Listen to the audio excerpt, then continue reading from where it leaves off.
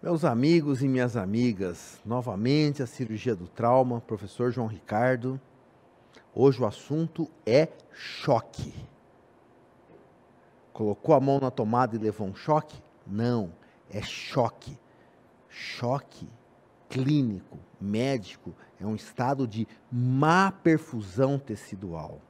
E no politraumatizado, a causa de choque é hipovolemia. Então, na verdade, quando a gente fala no choque do politraumatizado, na maior parte das vezes, nós estamos falando do choque hipovolêmico.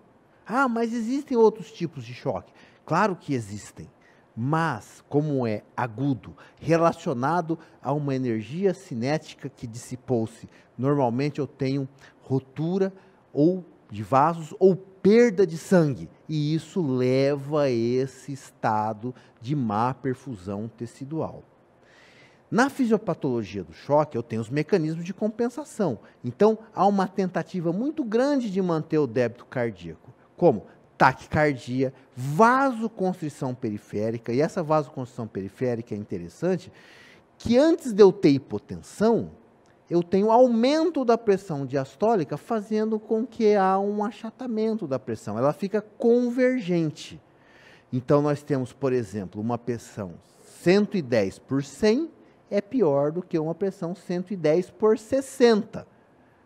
Por quê? Ele perdeu sangue, vasoconstrição reflexa, vasoconstrição, aumento da resistência periférica, aumento da pressão diastólica. Então, a pressão de pulso normal tem que ser acima de 30, ou seja, diferente da sistólica e da diastólica, e no choque hipovolêmico nós temos que atentar a essa possibilidade.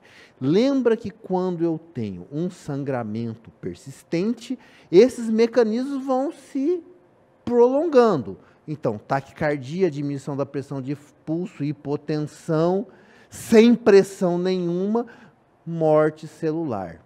Enquanto a célula está sendo mal perfundida, ela está trocando o metabolismo aeróbico pelo anaeróbico, ácido lático, acidose, CO2, tentando pôr o CO2 para fora, ele respira mais rápido. Então faz parte do choque a taquicardia, a hipotensão ou a diminuição da pressão de pulso, a oligúria, a hiperpneia, e o sanguinho não está chegando oxigenado lá no cérebro. Então faz parte também alterações de consciência, às vezes até obnubilação ou até perda de consciência mesmo, porque o paciente está chocado. Então, esse é o caminho da perda do metabolismo aeróbico.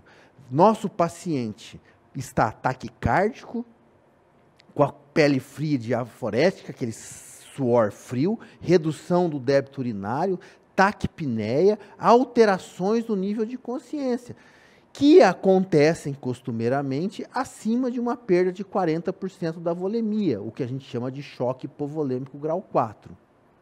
Ah, João Ricardo, mas poxa, esse negócio de frequência cardíaca, ela pode variar muito de acordo com a faixa etária. Eu sei, mas nós precisamos lembrar de algumas coisas. Lactente acima de 160, pré-escolar acima de 140, taquicardia púbere acima de 120, e o adulto acima de 100 é considerado taquicardia. Claro que a taquicardia isolada não deve ser um parâmetro muito grande. Tem choque que não é hipovolêmico? Sim, o cardiogênico, a perda da bomba, você tem diminuição do volume sistólico, as causas, tamponamento cardíaco, que pode acontecer no trauma, infarto agudo do miocárdio, insuficiência cardíaca congestiva, mas no politraumatizado, só se acontecer tamponamento, que não é tão frequente assim. Choque neurogênico, lembra, choque neurogênico é um fenômeno vasomotor. O tetraplégico com lesão medular perdeu seu tônus simpático, aí ele faz vasodilatação, então ele faz hipotensão. Com a perda do tônus simpático, ele não faz a taquicardia para compensar, então ele está hipotenso, e ele está com a frequência cardíaca normal ou em bradicardia. E claro, ele está tetraplégico, então ele tem alterações neurológicas importantes. O choque séptico é muito raro no politraumatizado, é mais frequente lá nas complicações do politraumatizado. Em relação à classificação do choque, essa tabela, ela nos orienta bastante. Ela tem uns valores numéricos, inclusive a 10ª edição do programa TLS, ela está tendendo a retirar os valores numéricos para deixar mais o conceito. Classe 1 teve uma perda de até 750 ml, a PA está normal, o pulso ainda está abaixo de 100, mas ele tem uma história de perda.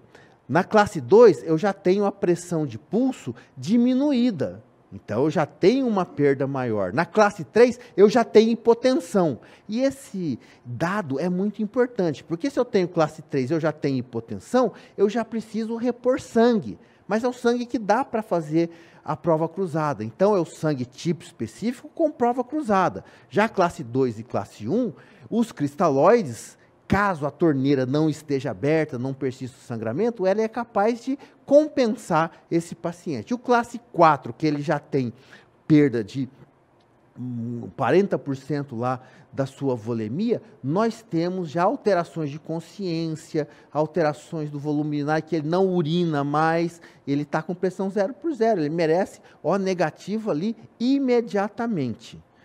Agora, lembra de uma coisa, então eu vou fazer o cristalóide, abocate ou gelco no mínimo 18, 1000 ml, ou de 1000 a 2000, vamos prestar atenção no grau de choque, a reposição volêmica, tentar identificar essa área de sangramento, e normalmente o sangramento está no tórax, no abdômen ou na pelve. É tranquilo, legal? Legal. Só que antes de eu estar nessa reposição, eu preciso garantir a permeabilidade das vias aéreas. E isso é muito importante, porque se o choque é má perfusão tecidual, eu não adianta eu restaurar a minha volemia e eu não tenho o oxigênio entrando pela via aérea. Algumas medidas auxiliares são importantes, como a sonda gástrica, por causa do reflexo vagal, que pode levar à distensão gástrica. Lembra que nasogástrica está contraindicada em fratura de baso de crânio.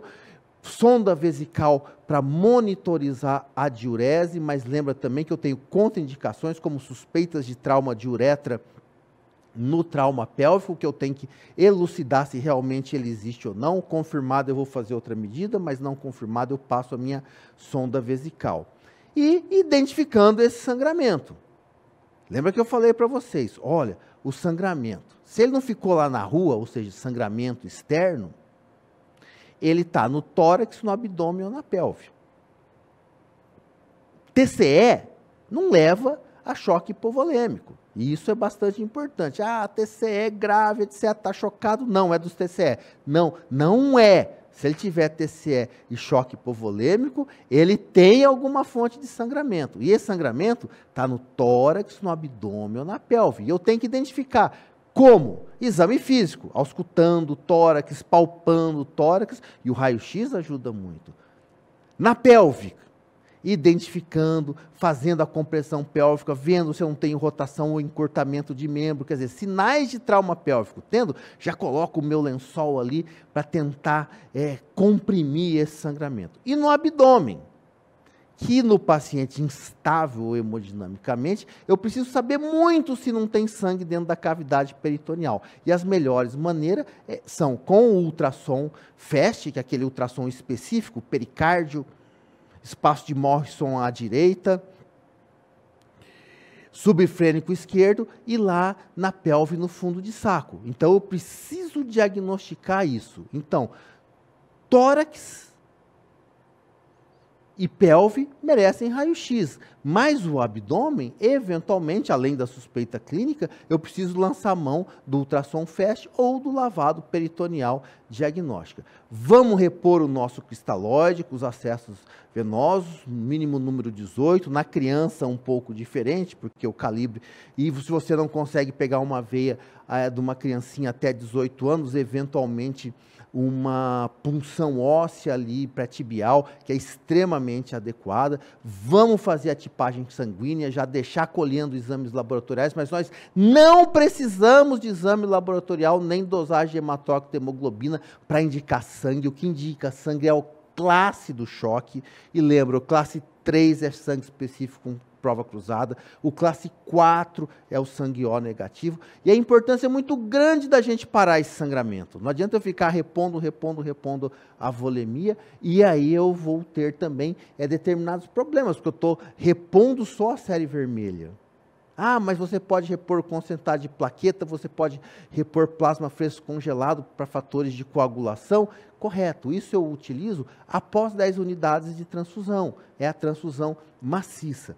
E claro, também eu preciso monitorizar para verificar o volume dessa diurese, porque o aparecimento da diurese em volume adequado significa que meu paciente está estável. A melhor maneira da gente verificar a perfusão tecidual é através do débito urinário. Então, em adultos, meio ml por quilo-hora e em crianças, 1 ml por quilo-hora.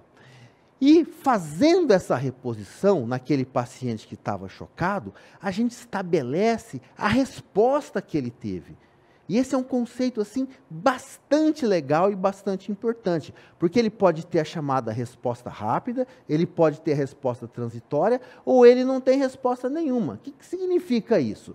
Resposta rápido. Chegou ele lá com a minha pressão de pulso diminuída, com eventualmente deneio tórax, saiu 400, 500 ml de sangue, mais contusões, fratura de ossos longos, enfim, qualquer causa do sangramento. Fiz a reposição volêmica, o que aconteceu? Ele retornou à normalidade. Então, a perda dele foi pequena, em torno de 10 a 20, e a necessidade de cirurgia, ela não é tão grande, porque se com a minha reposição eu conseguir um estado de euvolemia, significa que a torneira está fechada, ele não está sangrando mais. Ah, mas pode acontecer o seguinte, não, eu infundi o soro, o sangue necessário, etc., ele teve uma resposta, e daqui a pouco ele apresentou, por exemplo, novamente as recidivas dos sinais de choque, seja taquicardia, hipotensão e etc. A perda de sangue já foi mais generosa, de 20% a 40%, necessidade de mais soro ela existe, necessidade de sangue é realmente muito grande e a necessidade de cirurgia é muito provável, porque se você estabilizou o doente, ele novamente está hipotenso, significa que ele está sangrando. E quem é o fechador de torneira é o cirurgião. Sem resposta. Chegou lá, chocadaço, normalmente acima de 40%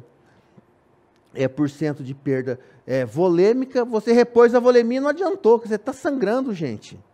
Sangue. Cirurgião, porque é muito provável que quem não tem resposta precisa de ter uma medida hemostática cirúrgica, ou seja, uma ação cirúrgica imediata. Lembra que a concentrada de plaquetas tem essas grandes indicações, choque grau 3, tipo específica com prova cruzada, choque grau 4, já o ORH negativa. Na transfusão múltipla, acima de 10 unidades, o plasma fresco precisa ser utilizado por causa da coagulopatia. E tem um fato interessante agora, que relatado na 10ª edição do programa TLS, porque é o seguinte: há muito tempo existe ácido tranexâmico, inclusive usado em centro cirúrgico, cirurgias ginecológicas e tal.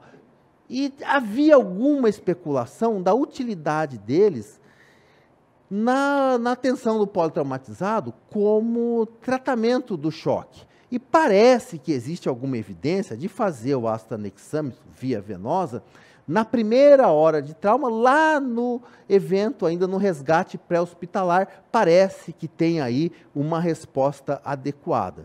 Mas quem viver verá que talvez isso não se sustente muito, porque isso é muito cíclico. Antigamente usava-se, depois não funciona, agora parece que tem alguma indicação, mas fica aí a mensagem, se alguém citar, a gente já está esperto e está sabendo. E, eventualmente, esse paciente que está chocado, o melhor parâmetro é o parâmetro clínico de melhora do estado da euvolemia, com reaparecimento da diurese, melhora da consciência e toda essa situação, mas, eventualmente, eu posso fazer uma avaliação invasiva, fazendo um catéter venoso central e fazendo ali medidas de PVC. Claro que lá na terapia intensiva pode ser feito outras maneiras mais adequadas, como, por exemplo, um catéter de Swan-Ganz, que vai dar parâmetros muito maiores do que de uma PVC.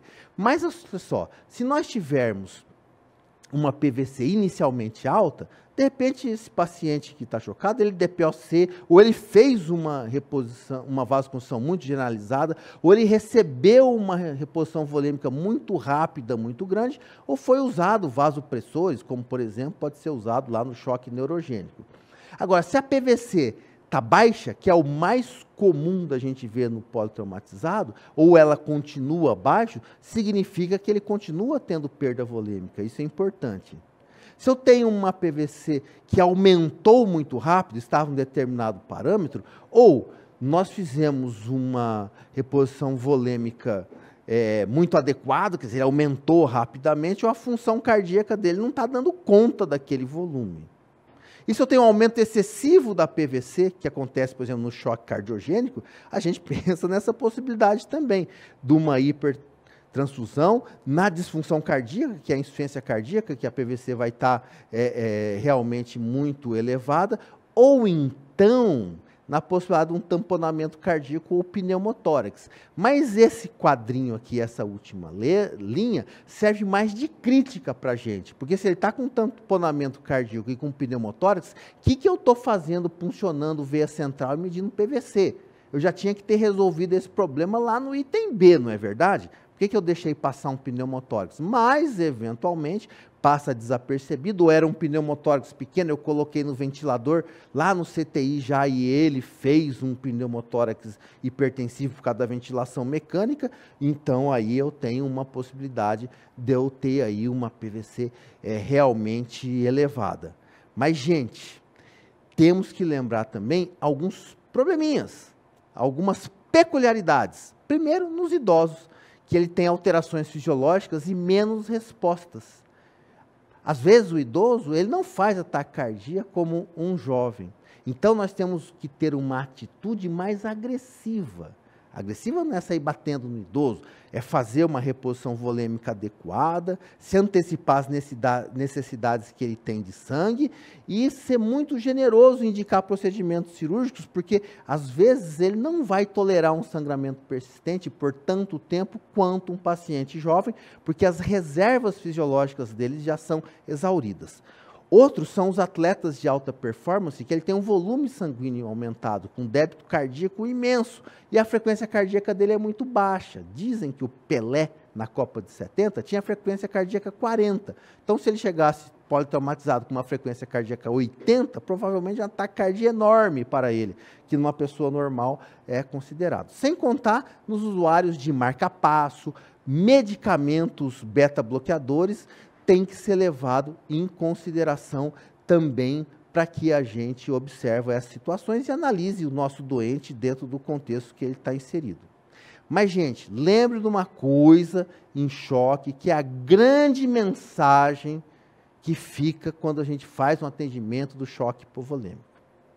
Primeiro, no politraumatizado, o choque mais comum é hipovolêmico. Ponto. Segundo, choque. Repõe a volemia, pare o sangramento, encha o tanque e fecha a torneira. Sem mistério. Grande abraço para vocês.